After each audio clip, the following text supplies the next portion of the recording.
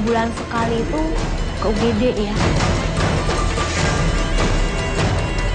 Dari kacamata sebagai dokter berbahaya.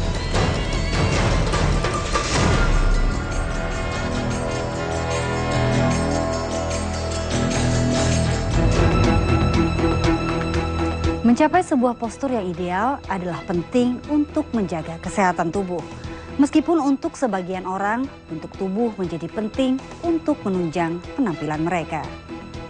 Itulah sebabnya banyak cara ditempuh untuk beragam tujuan, mulai dari cara-cara yang konvensional hingga cara-cara instan yang sering kali membuat Anda harus merogoh kocek yang lebih dalam.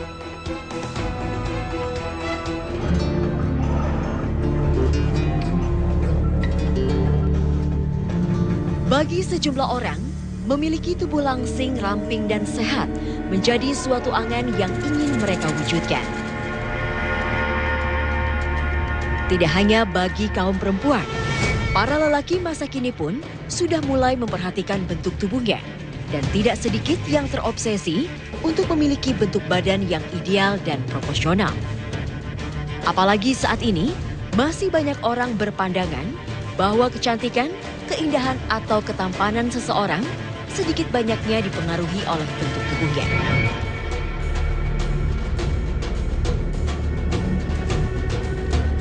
Bagi mereka yang tergolong bertubuh subur atau memiliki kelebihan berat badan, hal ini tentu menjadi persoalan besar.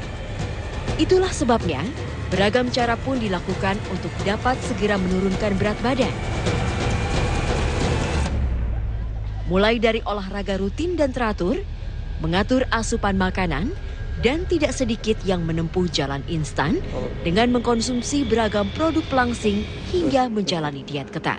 Tujuan sendiri yang pasti kita wanita gitu kan, aku pengen penampilannya selalu terlihat enak, dilihat gitu. Terus yang kedua juga biar baju-baju yang tetap muat gitu. Startnya satu, pengen cantik. Orang kan biasanya identik kalau kita dengan diet, pasti kita punya tubuh yang oke, sehat. Lantas mengapakah seseorang memutuskan untuk melakukan diet? Memperbaiki penampilan, menambah percaya diri. Pokoknya ingin membuat lebih nyaman terhadap diri sendiri aja sih. Dulu itu aku pernah gendut. Waktu tapi udah lama banget sih waktu aku SMP, jadi lumayan lama. Terus aku malu, mungkin karena berat juga kan kalau gendut nggak nyaman. Dari situ aku coba nemuin cara gimana supaya aku nggak gendut. Ya, baik Noni, Rina, Vini, dan Putih memutuskan untuk menjalani program diet dengan cara menghindari karbohidrat dan mengurangi porsi makan. Meskipun tidak didampingi ahli gizi, mereka memiliki kiat tersendiri untuk menjaga agar kebutuhan asupan tetap terjaga. Jadi menu sarapannya aku berusaha untuk mengkonsumsi 1 mangkok sereal, gandum, atau 1 lembar roti yang gandum juga, yang whole wheat. Kalau bisa nasi enggak, even roti juga kayaknya jangan. Yang pasti sih roti dan madu. Siangan tentunya pas makan siang ya, karena aku nggak boleh telat juga, aku punya mah. Jadi aku tetap makan, di siang itu lapar atau nggak lapar aku harus ada asupan makanan yang masuk. Malam itu aku makan mungkin sekitar jam 6, jam 7 aku udah lapar lagi. Apapun yang menjadi alasan sebenarnya dibalik keputusan seseorang melakukan diet program pelangsingan tubuh itu, ternyata suatu upaya yang penuh perjuangan yang dapat membuat seseorang merogoh kocek lebih dalam lagi. Sebenarnya semakin kita memilih makanan sehat, lebih picky, lebih memilih, itu lebih banyak cost yang dikeluarkan gitu. Paling dalam 1 minggu itu 200 sampai 500 ribu itu untuk konsumsi sayur dan buah. Lumayan banyak. Bisa mungkin 1 bulan itu aku bisa habis sekitar 1 juta lebih cuma buat buah-buahan doang. Berbagai jenis program diet yang dilakukan banyak orang dapat memperhitungkan kondisi tubuh, bukan berarti tanpa risiko. Selama menjalani program diet ketat, mereka pun harus menanggung derita. Bukannya menjadi sehat dan memiliki tubuh ideal, mereka justru harus dilarikan ke rumah sakit. Ya, obses yang terlalu instan, pengen badannya pengen cepet turun berat badannya, terus ngelakuin hal sambil dibantu minum obat gitu. Minum obat diet, terus akhirnya sendiri obatnya itu sendiri berefek nahan pola nafsu makan. Terus akhirnya aku jatuh sakit, nggak bisa beraktivitas apapun. Aku konsultasi dokter dan memang harus dirawat. Pada saat saya kalau sudah kena sakit mah, itu biasanya bisa langsung ke UGD gitu. Bahwa intinya katanya harus diet karbohidrat. Saya jadi nggak makan karbohidrat sama sekali, hanya makan protein aja. Tapi badan saya kan butuh karbohidrat. Dari situ akhirnya malah saya sakit. Yang ada saya pingsan, masuk rumah sakit, masuk UGD. Sampai pernah saya itu sempat koma ya. Kita harus melihat keseluruhan dari aktivitas fisiknya, faktor stresnya, dan juga perhitungan berdasarkan antropometri berat badan, tinggi badan ini. Tubuh manusia pada dasarnya membutuhkan asupan gizi yang tepat. Mereka yang melakukan program diet tentu memerlukan nutrisi yang seimbang agar metabolisme dalam tubuh berjalan normal. Jika selama menjalankan diet, seseorang memaksakan diri untuk menghindari atau membatasi asupan makanan tertentu, tubuh akan menjadi lemas dan pada akhirnya akan mengundang datangnya berbagai penyakit.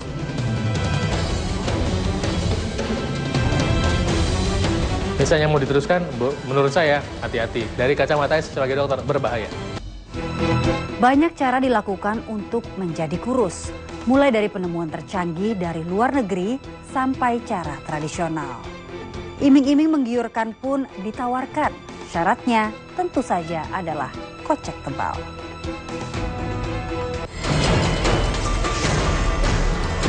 Hampir sebulan sekali itu ke UGD ya. Dari kacamata saya sebagai dokter berbahaya.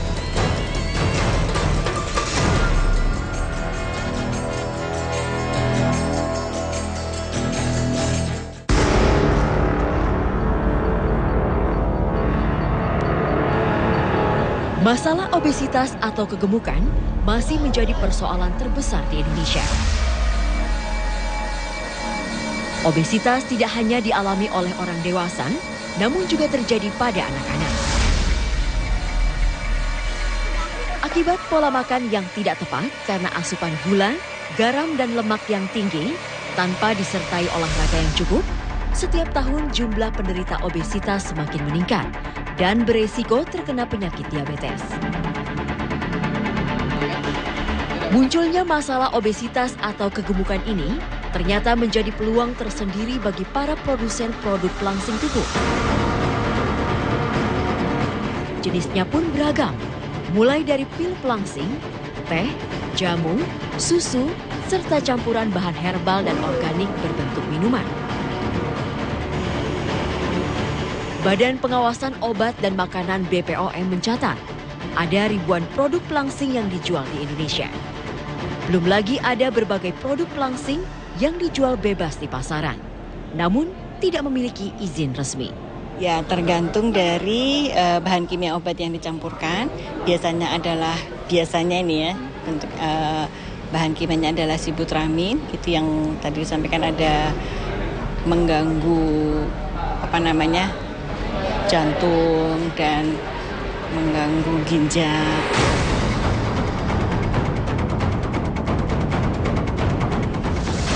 Harga jual tiap produk pelangsing ini tergolong tinggi. Tidak heran jika keuntungan yang didapat pihak produsen, baik perusahaan lokal maupun luar negeri, nilainya cukup fantastis, mencapai miliaran rupiah per tahun. Gaya hidup masyarakat sekarang yang serba terburu-buru, kadang-kadang orang nggak sarapan kalau meninggalkan rumah karena takut jalanan macet. Nah, kalau shake itu kita cuma perlu air mineral, kemudian tempat, terus bubuk shake, udah tinggal kita kocok, sarapan kita siap. Namun di balik tawaran manis berbagai produk pelangsing tubuh tersebut, tidak seluruhnya memberikan solusi dalam mengatasi kegemukan. Tidak sedikit dijumpai konsumen yang gagal menurunkan berat badannya, bahkan ada pula yang justru mengalami gangguan kesehatan. Awalnya saya dikasih sama temen, katanya bisa nurunin berat badan. Awalnya saya minum sehari 3 kali, Mbak. Cuman yang dirasain efeknya malah nggak enak ya. Jadi buang air terus, sehari bisa sampai 3 kali malah. Terus kadang-kadang juga malah bikin gatal badan gitu. Jadi cuma setiap habis minum obat itu perut itu seperti dibikin kayak kita sakit mah gitu sama dia gitu. Jadi kayaknya ada sakit yang sangat terasa di perut, di dekat ulu hati itu kayak orang sakit mah. Saya berhenti, hilang obat ini kan, tapi ketika saya minum terasa lagi, habis itu nggak saya minum lagi. Kalau yang kami ini tuh dia bawaannya haus, jadi pengen minum mulu bawaannya. Terus cuman nafsu makannya tuh untuk makan nasi itu tuh nggak ada, cuman bawaannya pengen minum sama keringetan gitu, keringetnya tuh wah lebay lah, keringetan terus udah gitu ya udah, cuman kadang jadi nggak fokus itu ngapainnya cengok gitu. Mendapatkan tubuh yang langsing dan ideal menjadi keinginan semua orang. Namun jika tidak berhati-hati memilih produk pelangsing tubuh yang beredar di pasaran, maka kesehatan yang menjadi taruhannya. Iming-iming untuk mengatasi berat badan berlebih tidak hanya dalam bentuk produk pelangsing tubuh, namun juga berupa program diet seperti yang ditawarkan mentalis Deddy Corbuzier. Deddy yang selama ini dikenal sebagai pesulap dan pembawa acara, membagikan rahasia suksesnya menurunkan berat badan melalui program Obesif Corbuzier Diet atau OCD. Ada sejumlah aturan dalam program diet OCD ini. Di antaranya, mengatur pola makan dengan cara berpuasa. Ada jendela makan atau waktu untuk menyantap jenis makanan apapun, asal tidak berlebihan. Dan disarankan untuk tetap berolahraga selama menjalankan diet OCD.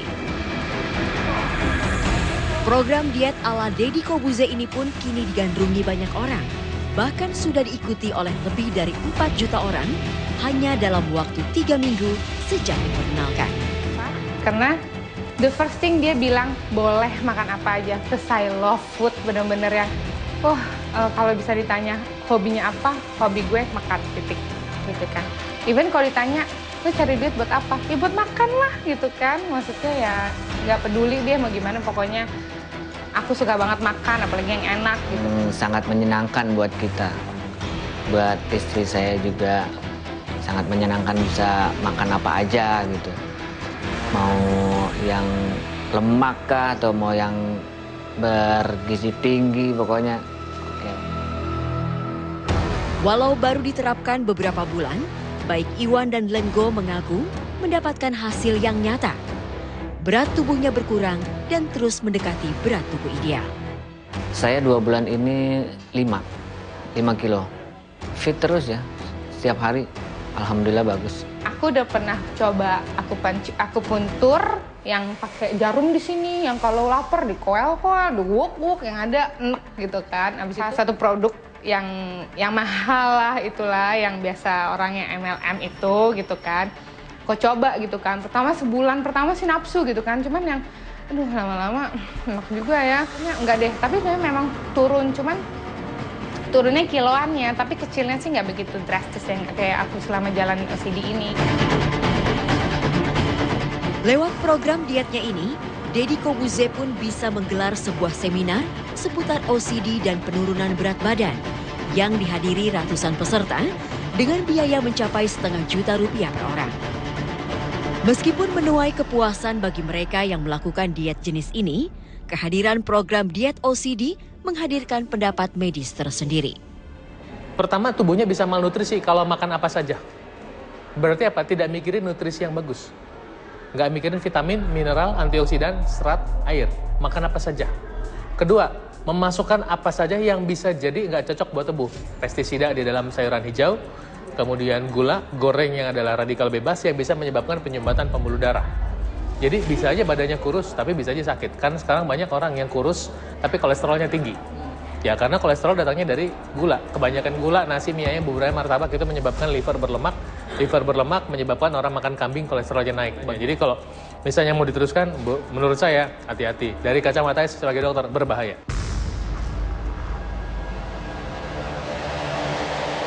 Dalam e-book yang dibagikan secara gratis melalui internet, Deddy Corbuzier mengungkapkan bahwa program dietnya ini efektif mengurangi lemak dalam tubuh.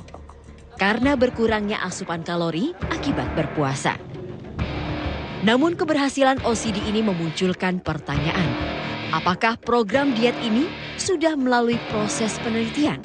Karena kemampuan dan kondisi fisik setiap orang sangat berbeda. Bahwa diet itu sendiri sebenarnya bukan di mana kita ingin menurunkan berat badan, bukan. Diet itu sebenarnya adalah mengatur pola makan.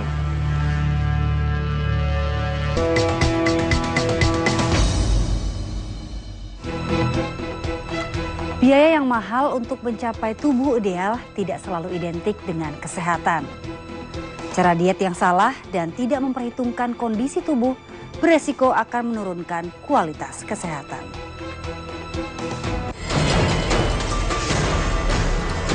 Hampir sebulan sekali itu ke UGD ya. Dari kacamata sebagai dokter berbahaya.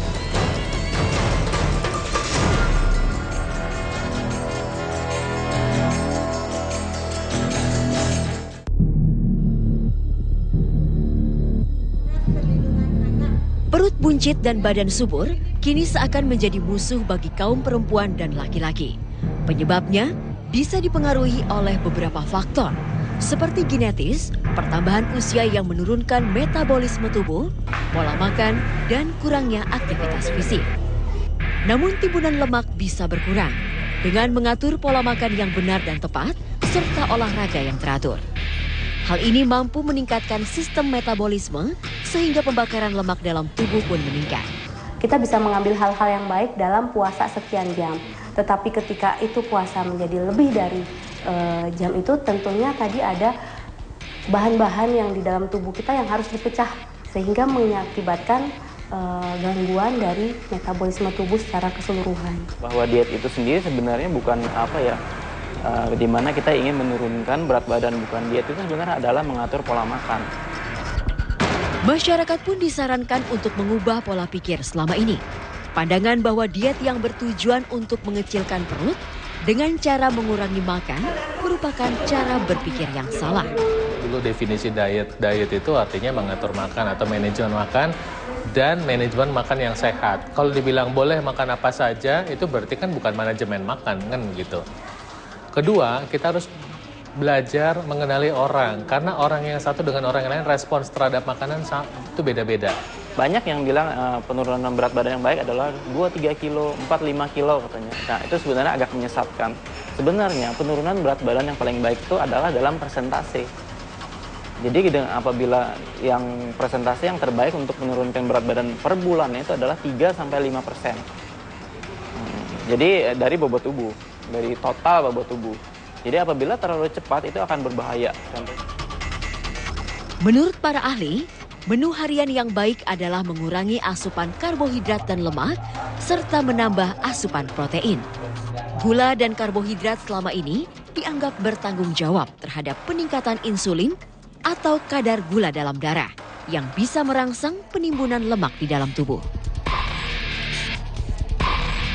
Karena itu sangat disarankan untuk lebih mengkonsumsi karbohidrat berserat tinggi seperti nasi merah, gandum, ubi, singkong, sayuran hijau, dan buah-buahan lokal.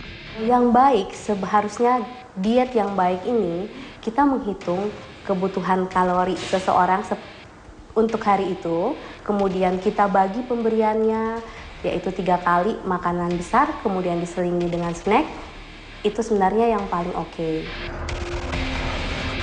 Hidup sehat datang dari pemikiran yang benar. Karena itu, jangan hanya sekedar mengejar hasil, namun juga harus mementingkan prosesnya. Diet pada intinya adalah mengatur pola makan secara konsisten dengan menyesuaikan kondisi tubuh agar menjadi sehat, dan bukan malah membuat tubuh menjadi tersiksa.